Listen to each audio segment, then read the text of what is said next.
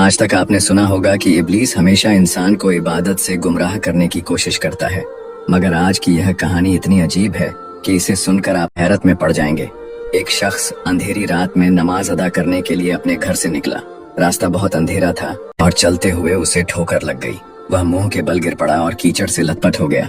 गंदे कपड़े देखकर वह वापस घर लौटा, लिबास बदला और फिर से मस्जिद की ओर रवाना हुआ।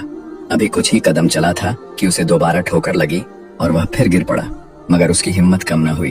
वह फिर घर लौटा, कपड़े बदले और एक बार फिर मस्जिद की ओर बढ़ा।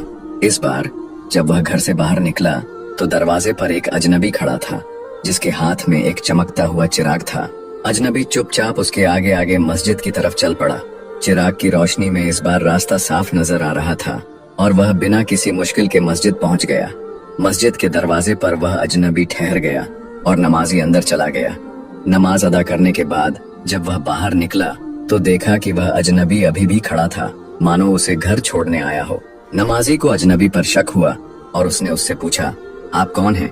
अजनबी ने जवाब दिया, मैं इब्लीस हूँ। यह सुनकर नमाजी हैरान रह गया और बोला, शैतान मुझे मस्जिद तक कैसे छोड़ने आया? तेरा काम तो लोगों को गुमराह करना है। इब्लीस हंसते हुए बोला, जब पहली बार तू गिरा तो अल्लाह ने तेरे सारे गुनाह माफ कर दिए। जब दूसरी बार गिरा तो अल्लाह ने तेरे पूरे खानदान को बख्श दिया। मुझे डर था कि अगर तू तीसरी बार गिरा तो अल्लाह पूरे गांव को बख्श देगा, इसलिए मैं चिराग लेकर आया ताकि तू बिना गिरे मस्जिद पहुंच जाए। यह सुनकर नमाजी की आंखों में आंसू आ गए। उसने सजदे में गिरकर अल्लाह का शुक्र अदा किया कि उसकी मेहनत और नियत को अल्लाह ने कबूल कर लिया।